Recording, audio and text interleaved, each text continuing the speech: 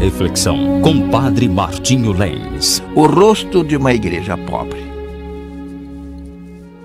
Vou apresentar hoje um livro sobre o Papa Francisco, escrito por um bispo, Dom Lorefice, bispo de Palermo, no sul da Itália.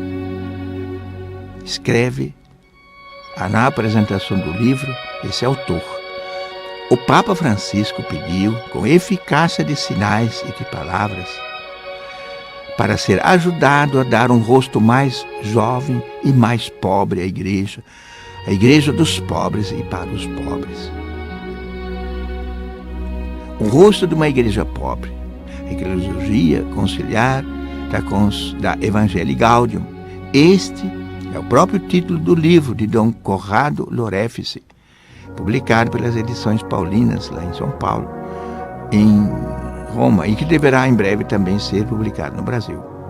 Desde o início de seu ministério como sucessor de Pedro, como se pode constatar em numerosos discursos, homilias e, sobretudo, na Evangelii Gaudium, a alegria do Evangelho, aquela primeira exortação apostólica do Papa, o Papa Francisco pediu, com eficácia de sinais e palavras, para ser ajudado a dar um rosto de uma igreja mais simples, mais pobre, para os pobres e dos pobres.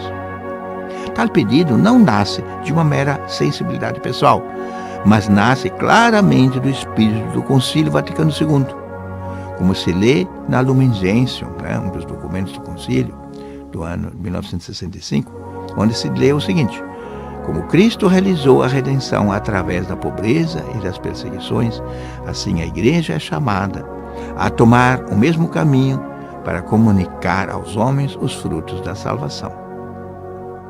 Isso através da pobreza e das perseguições.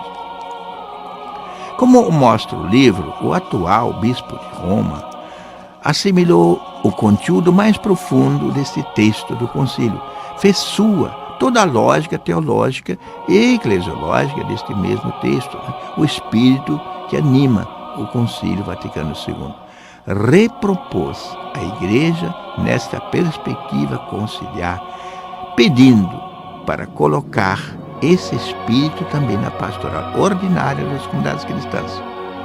Aspirar uma igreja pobre, dos pobres, significa nada mais que voltar ao Evangelho, escreve o Papa, ao estilo de Jesus, a seu modo de ser e de relacionar-se com os pequenos da terra. Trata-se de um aspecto distintivo da fé, visto que Jesus se identificou com os pobres de modo impressionante. A questão da pobreza permanece um ponto crucial para a vida da Igreja. A predileção de Deus pelos pobres, os oprimidos, os desprezados, está no centro do anúncio do reino.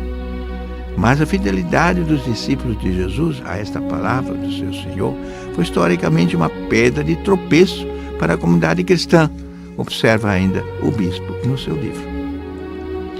O coração do problema não reside na possível opção dos indivíduos por um estilo de vida mais simples, mas na atitude integral da igreja. Uma igreja pobre significa uma igreja que em sua vida, em seu dinamismo, não se compromete com a riqueza nem com o poder e com a ostentação. Significa uma igreja que está ao lado dos pobres e não ao lado dos poderosos.